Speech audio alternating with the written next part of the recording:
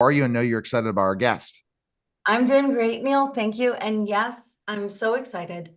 Darren Mulligan from We Are Messengers, by far my favorite Christian band that is out there right now.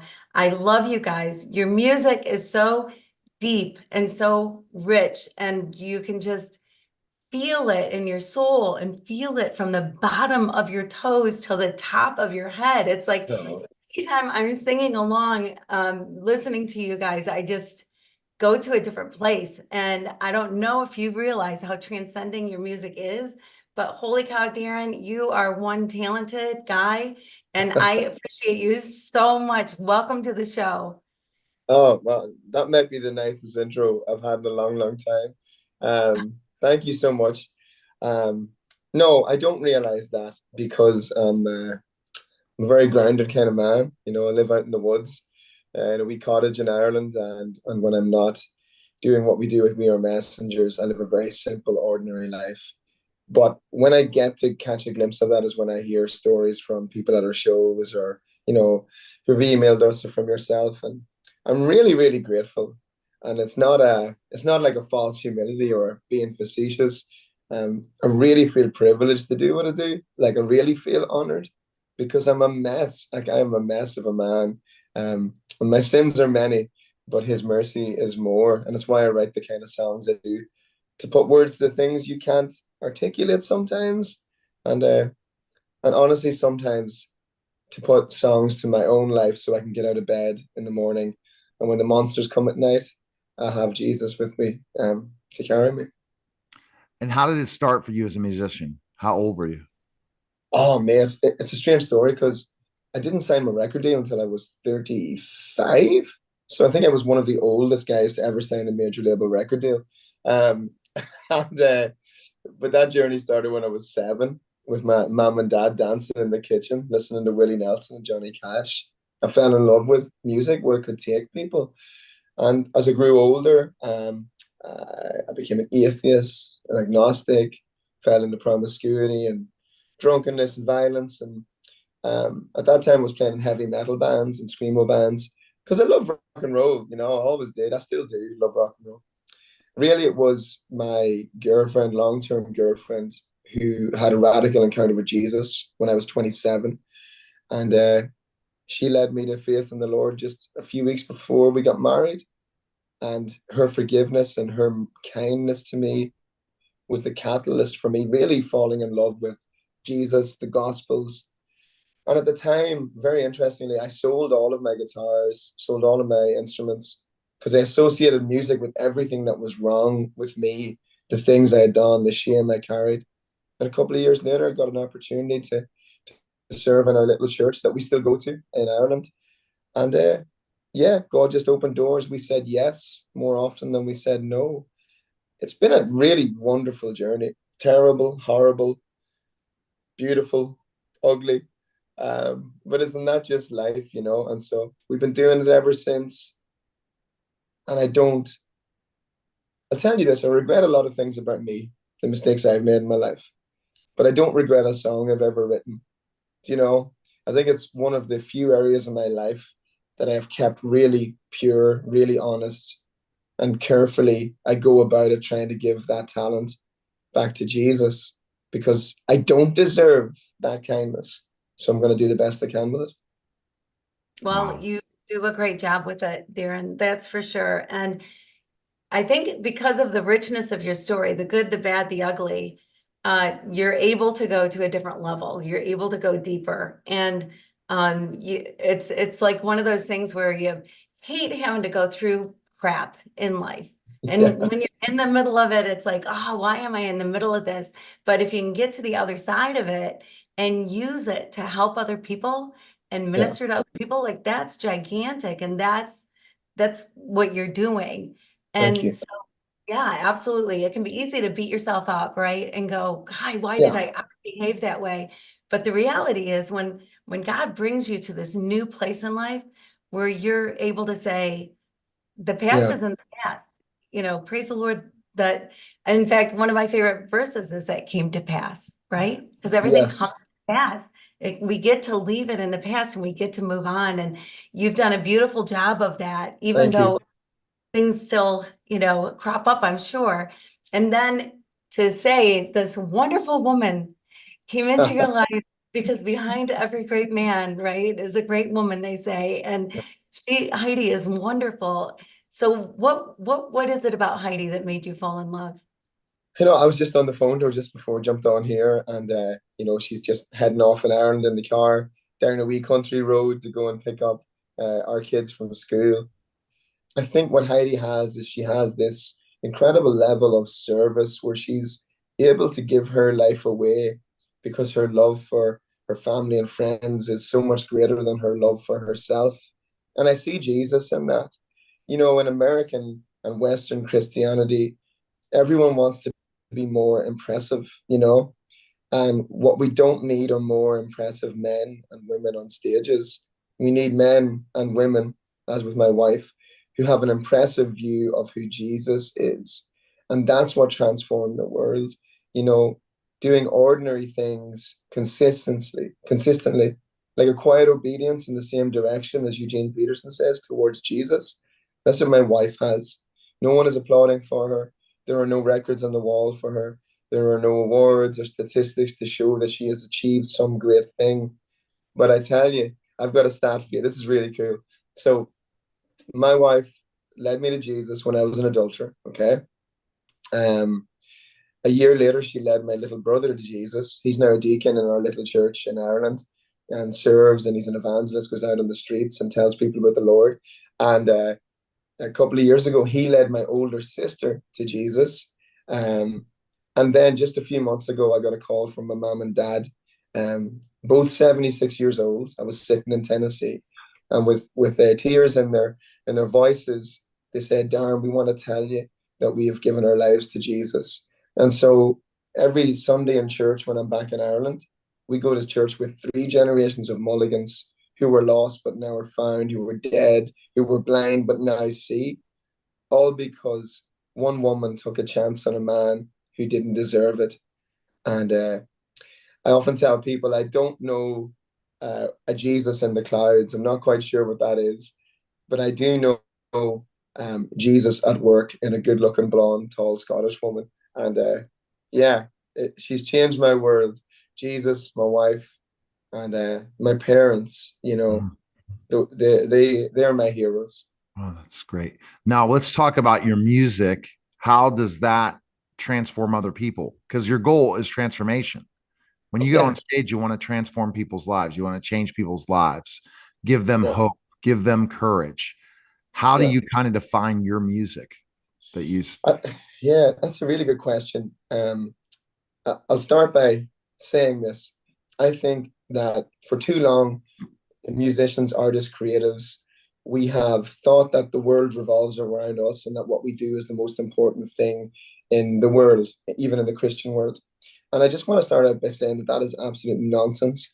The local church is the hope of the world, always has been, always will be. And so, what this band does is we want to be a soundtrack to the lives of those in the local church doing the real work of the kingdom, and to be an instigator in people's lives who don't know Jesus, so that they may come and question, who is this Jesus? What has he done? And when they ask us that, we are able to give a reason for the hope that is in us. So we write songs for messy, broken people, people with mental health difficulties, anxiety, depression, suicidal ideation. We write songs for single mothers, single dads. We write songs for people who've lost their kids. We write songs for people who are dancing on mountaintops.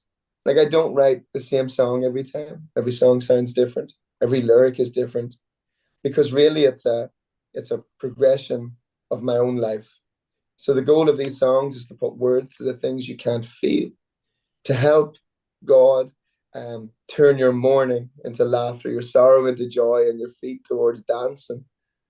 And our shows are rowdy, messy, rock and roll, worship, conversational, testimonial, weird amalgamations. Um, and some of the stories, and I'll say this really briefly, something really beautiful happened a few days ago. And this happens most days for me. I'm really blessed to see it. But a young lady came to a show and she told me she told the audience, actually, it was a question and answer time. She told me that she was lying on her brother's grave and she had a pistol in her mouth, ready to take her own life. And the lyrics to a song of ours called Come What May ran through her head. And she said she took the pistol out of her mouth, stood up off the grave, and then next thing you know, she's sitting at our show. I don't think music saves people. Jesus does that. But he certainly uses it to draw people towards himself. And he's the creator of all, right? So Yeah.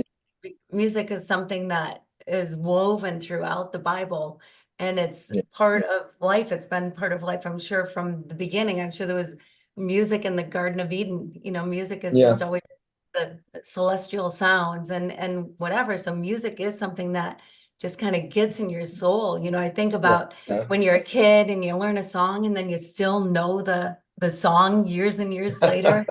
Right? You know, it just stays with you. Music does that to you. And so there's a Yes. beautiful, wonderful thing that happens when then the music is coming from somebody else's soul, when Yeah. it's not just descriptive of something, but when it really comes from down deep, Yeah. then it makes such a difference. And so it's no wonder you've gotten so many downloads and like billions of listens. And I could see where it would be difficult sometimes to go, you know, it's not about me, it's not about me, it's not about me. We don't need to talk about numbers or money or anything, but the reality is the more money you make, I don't know what you're making, but whatever, but the more money you make, the more listeners you have, the more downloads that happen, the more people that show up to see you play, the more Yeah. people you're reaching. It's like Yeah. it's the barometer, right? For who Yes. you're reaching. Yeah, Yeah. I think that's a really fair comment. I think if your music really matters, like if it really matters, people are going to spend the money that they've earned during the week, working 9 to 5 jobs to put food on their kids' table, to come out and be a part of what you're doing. And I always make the distinction between what we do and maybe what happens on a Sunday morning, right? Um, I'm not a worship leader. My job is not to lead people into the throne room of heaven. Only Jesus can do that. Okay. Uh, my job is to give you an opportunity to come to an event that has cost many thousands of dollars to put on. Our job is to entertain, because entertainment is not bad. Entertainment that is honoring to God is really, really beautiful, actually. You know, so entertain, make sure people have a good time, and then challenge and encourage. And I was reading the Beatitudes the other day, in Matthew, and you see Jesus saying, "Blessed are those who mourn; they'll be comforted." We want to do that.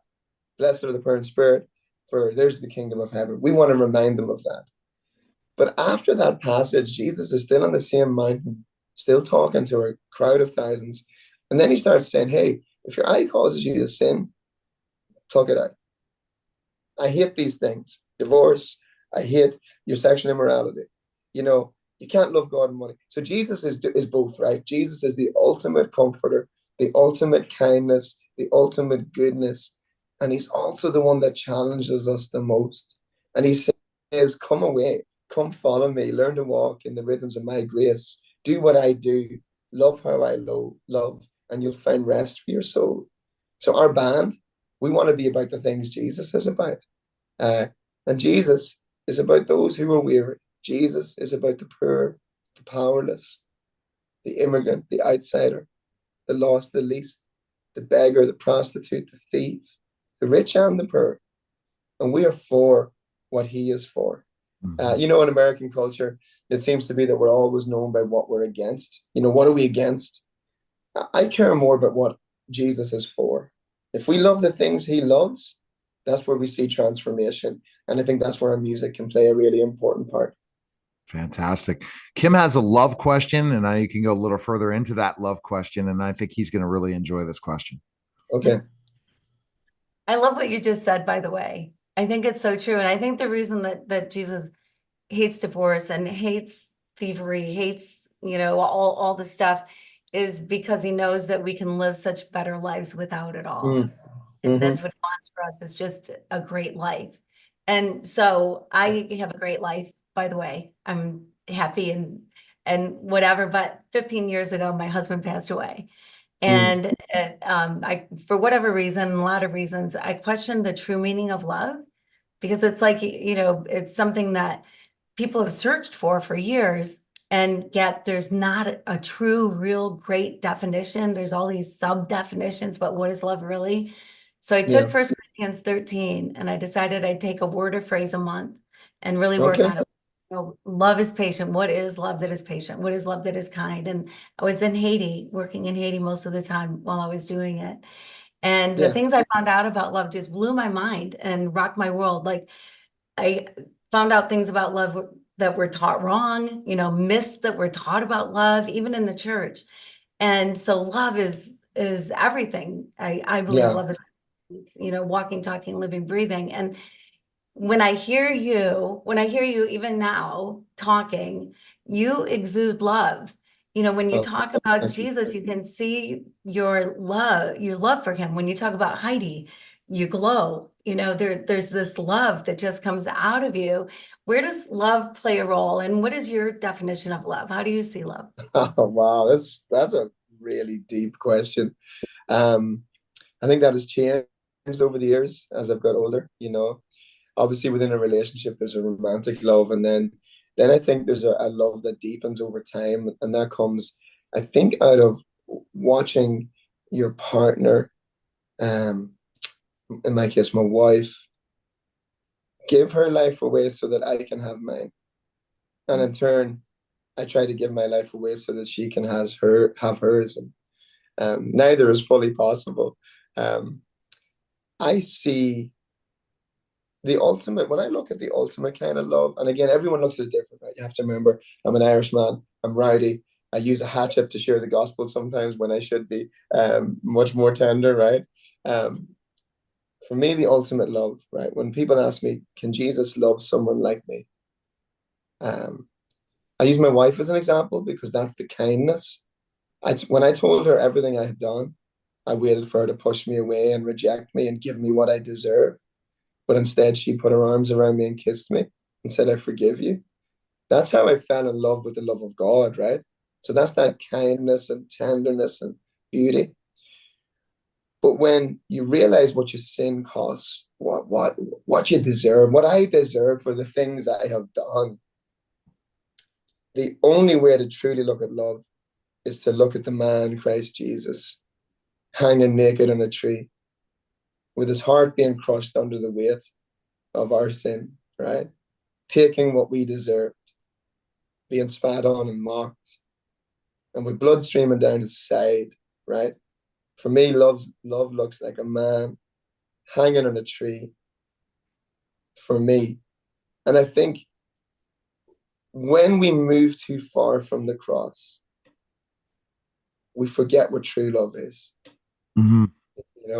True love gives itself away so that others can have their lives ultimately back in Jesus. But even in the earthly realm, I got to learn to, you know what, those scriptures, husbands love your wives, wives submit to your husbands. Those things are interdependent and codependent. And I think that's, Jesus wants husbands to love their wives like he loves the church. And he wants their wives to love their husbands the way that they're to love the head of the church, which is Jesus. There's no weakness in biblical submission, and there is no anger in biblical love.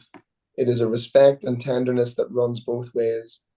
And ultimately, for me as a man, when the wolf comes to the door, I'm the first man out of the house because I will give every single thing I have to protect my wife and family. Powerful. Wow. Beautiful. Kim, that was one of probably the best answers we've had of the love question. Yeah, it was so good, Darren. It's a testimony to who you are, that you can just talk from your heart so freely. I appreciate that so much. Thank you. Thank you. Where can we get your music? Best place, Darren.